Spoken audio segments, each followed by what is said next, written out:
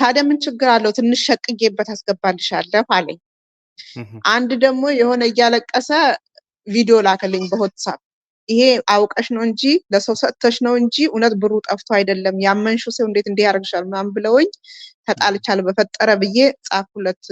የትኬት ኦፊስ ከፍቻለሁ አለ። እሱን ለጥፏል በWhatsApp ላይ በቴሌግራም በምናምን ላይ። እኔ እዚህ እንዴት እንደምሰራ እኔና እግዚአብሔር ነን የምናውቀው። 14 ቤተሰብ ነው እኔ ያለሁት አሁን እዚህ ቤት ውስጥ ማለት ነው። ቀን ከሌት ስራዬን እንትን እያልኩኝ እቺን ሌላ ቀርቶ ሻምፖ አልገዛም በቃ ከመቆጠብ አንስቶ ማለት ነው። ከዛ ከላኩለት ወዲያ በቃ ዛሬ ነገ ከነገ ወዲያ አስገባህልኝ ወይ አላስገባውም የለኝም ከነገ ወዲያ እንዲሁ ሲለኝ 3 ወር ምናምን እንዲሁ ስንጨቃጨቅ ከረምን።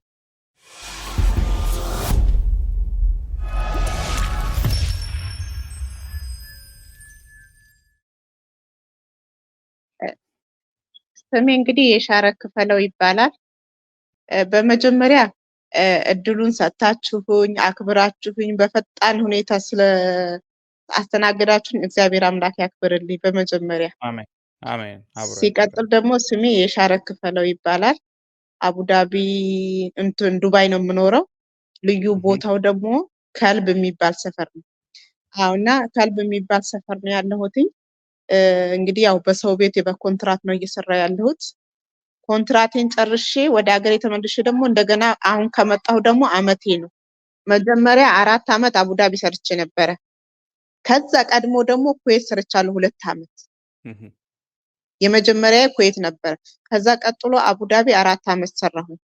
እንደገና ሳፍሪ ደግሞ ወደዚህ ስመለስ ደግሞ እዚሁ ዱባይ ውስጥ አልአያን የሚባል ሰፈር ደግሞ 2 አመት ሰርቼ ነበረ። እንደገና እሱንም ጨርሼ ወደ ሀገሬ ተመልሼ ስመጣ አሁን ይሄኛው አመቴ ነው። አሁን በ27 አመቴ ነው።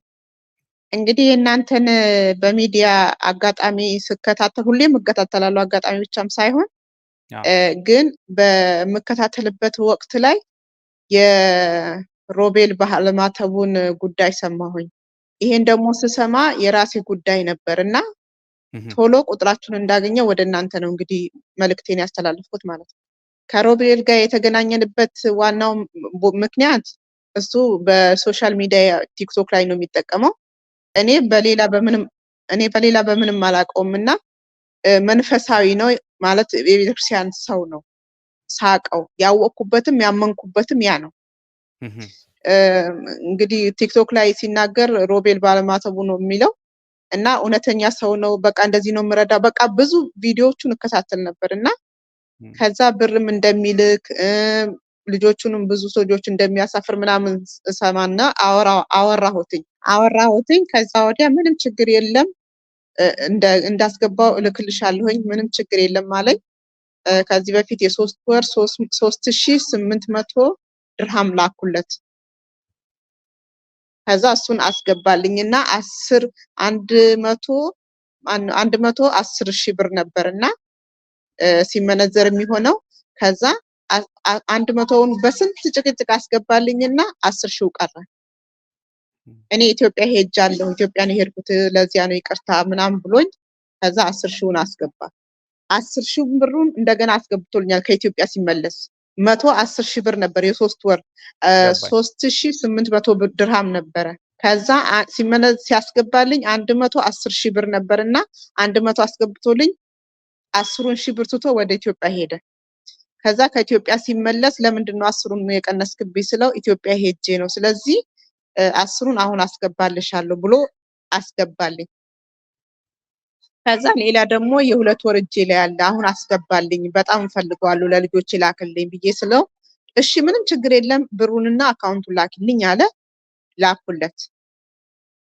ከዛ ከላኩለት ወዲያ በቃ ዛሬ ነገ ከነገ ወዲያ አስገባህልኝ ወይ አላስገባውም የለኝም ከነገ ወዲያ እንዲሁ ሲለኝ 3 ወር ምናምን እንዲሁ ስንጨቃጨቅ ከረምን። ከዛ መጨረሻ ላይ በቃ እንደ አስገባልኝ እንዳልኩት አካባቢ ታዲያ ምን ችግር አለው ትንሽ ሸቅዬበት አስገባልሻለሁ አለኝ። አይ እንዴት ነሽ ሰላም ነሽ? እኔ ያለው እግዚአብሔር ይመስገን ትንሽ ሸቅዬበት አስገባልሻለሁ ምን ችግር አለው?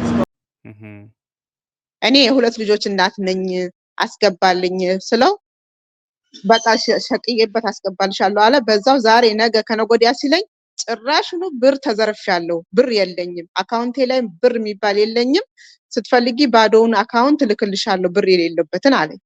የኔን አካውንት የራሱን ማለት ነው እንድታዩና እንድታምኙ አለኝ። ታዲያ እኔ እንዴት ነው ማድረግ ያለብኝ? እኔ አንደኛ የልጆች እናት ነኝ ብያለሁ፣ አስገባልኝ ብያለሁ፣ ታግሻለሁ 3 ወር 4 ወር ሙሉ። አሁን ይሄው በ27 ሲመጣ 7ኛ ወሩ ነው። 2400 ብር 400 ድርሃም ጠፋ ቀረ ጭራሽ። አሁን እንዴት ነው ይሄ ነገር? አንዴ ቪዲዮ ሰርቶ እኔ ኢትዮጵያ ነኝ፣ ጸበል ነኝ፣ አሞኛል፣ ጭንቀት ይዞኛል ምናምን ሲል ሰማ ነው። አንድ ደግሞ የሆነ እያለቀሰ ቪዲዮ ላከልኝ በWhatsApp።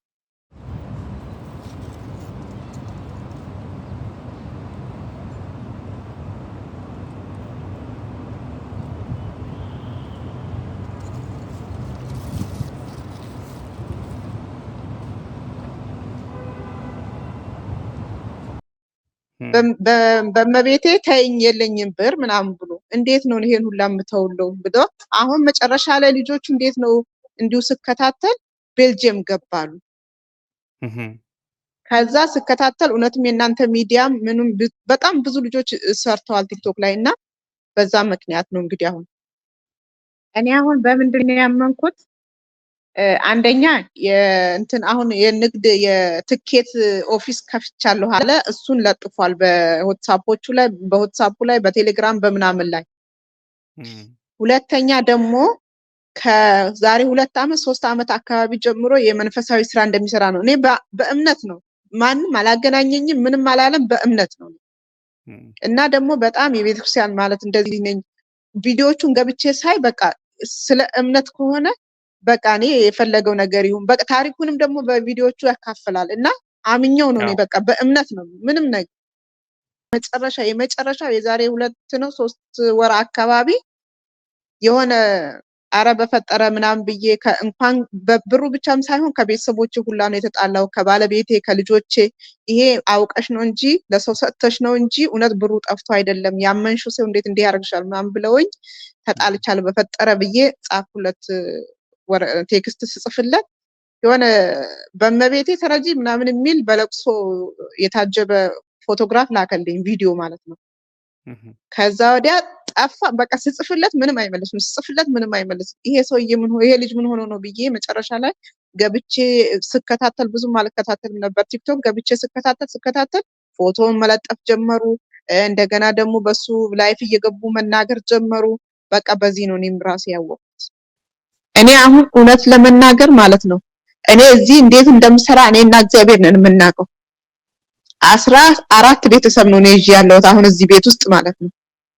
ቀን ከሌት ስራዬን እንትን እያልኩኝ እችን ሌላ ቀርቶ ሻምፖ አልገዛም በቃ ከመቆጠብ አንስቶ ማለት ነው። የተሰጠችኝን ደሞዝ ቶሎ ወደዛ ነው ማድረግ የምፈልገው፣ ምክንያቱም ለፍቼ ብዙ ነገር ከስሬያለሁ ከዚህ ፊት ማለት ነው። እና እኔ አምኜ ምን ብዬ በቃ አሁን ከዛ ከ6ኛ ወሩን ጨርሶ ወደ 7 እየሄደ ነው እንግዲህ ይሄን ብር ከከለከለኝ ራሱ እና በቃ ጭንቅላቴ ራሱ ልክ አይደለም። ለማን ልናገር? ለእግዚአብሔር ነው ሁሌ እያለቀስኩ የምተው ለእግዚአብሔር። እኔ የሚገርምህ ወንድሜ ይሄንን ጉድ ራሱ ማለት ነው ይሄን ችግሬን ራሱ በውስጤ ነው አምቄ ያለሁትኝ። አንድ የሚረዳኝ ወንድም አንድ ወንድሜ ነው ያለው። ባለቤቴን ልጆችን ለማንም አልተናገርኩም። ብር ራሱ እንደላኩ እንደምልክ ማለት ትንሽ እያቆየው እንደምልክ ነው የሚያውቁት እና ለማንም ራሱ አልተናገርኩም። ለባለቤቴን ብናገር ችግር ነው፣ ለቤተሰቦችም ያን ያህል አምነሽ ዝም ብለሽ ከመሬት አንስተሽ ሰጠሽ ስለምባል እያልኩኝ ውስጤ ነው አምቄ። ማንም ራሱ ከቤተሰብ የሚያውቅ የለም እስካሁን ድረስ ማለት ነው። ምክንያቱም ታጠራቅማለች አጠራቅማ ነው ወደ የምትልከው ስለሚሉ ማለት ነው። እና ይሄ ነው በጣም ትልቁ በሽታዬ ደግሞ አንድም ይሄ ነው። እኔ አንደኛ አምኜ ነው የሰጠሁት ይሄንን ልጅ ከእግዚአብሔር በታች ማለት ነው። እኛ ሁላችንም ስንጠራ ወደ እግዚአብሔር ነው የምንሄደው። ይሄ መልስ ይመልሰዋል እሱ ራሱ ማለት ነው። ስለዚህ እኔ በፈጠረ በእግዚአብሔር በምታምነው ባመንከው ማህተብ ይዤሃለሁኝ። እኛ አረብ ሀገር ስደት ላይ ስንሰራ እንዴት እንደምንሰራ ራሱ ያውቀዋል ራሱ ማለት ነው። እንቅልፍ አጥተን ስንት ትልቅ እንደ ትንሽ ሆነን ተበሳጭተን አበሳጭተውን ነው በጣም መከራ እያየን ነው ይሄንን ብር የምናገኘው። እና እውነት ለእግዚአብሔር ያደረሰው እውነት ለእግዚአብሔር ካደርክና እውነት ማህተብ ካለ መቼም ይሁን መቼም ስራህን ገንዘብ ሰርተህም ቢሆን ምንም ቢሆን ለኛ እኔ ላቤን ለኔም ለኔ ብጤዎቹም ላባችንን በእግዚአብሔር ስም ይዣለሁ መልስ። በቃ ይሄንን ነው ማስተላለፍ እንፈልገው። ጭንቅላታችን ተበጥብጧል። ከሰው ከአረቦቹ ጭንቅላት መበጥበጥ ይሄኛው ራሱ በጥብጦኝ እኔ ራሴ በጥብጦኛል ከሚገባው በላይ ማለት ነው። አሁን ለሊት እኔ ራሴ እንቅልፍ የለኝም ሁሌ ሳስብ ይሄንን ነገር ቀላል ነገር አይደለም። ቢያንስ ወደ 70 ምናምን ሺህ ብር ነው እንግዲህ ወደ ኢትዮጵያ ሲመነዘር። ይሄ ማለት እኛ ስደት ላይ ሆነን እንደዚህ ከሆነ ምንድነው የምናደርገው ታዲያ?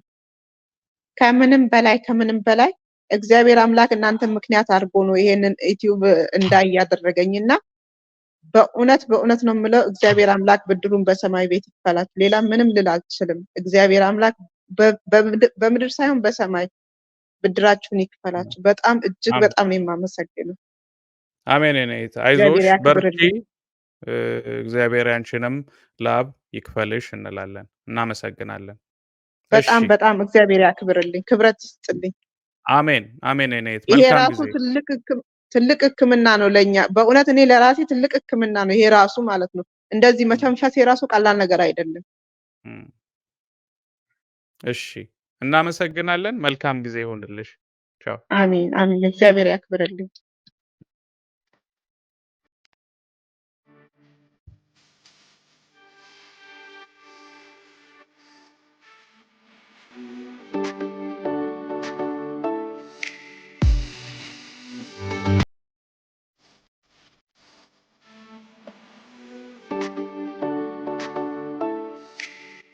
ኢትዮ ኢንፎ ሚዲያ የተለያዩ ማህበራዊ፣ ፖለቲካዊና ወቅታዊ ጉዳዮችን እያዘጋጀ ወደ እናንተ ያደርሳል። ሰብስክራይብ፣ ኮሜንት፣ ሼር በማድረግ ቤተሰቡን እናመሰግናለን።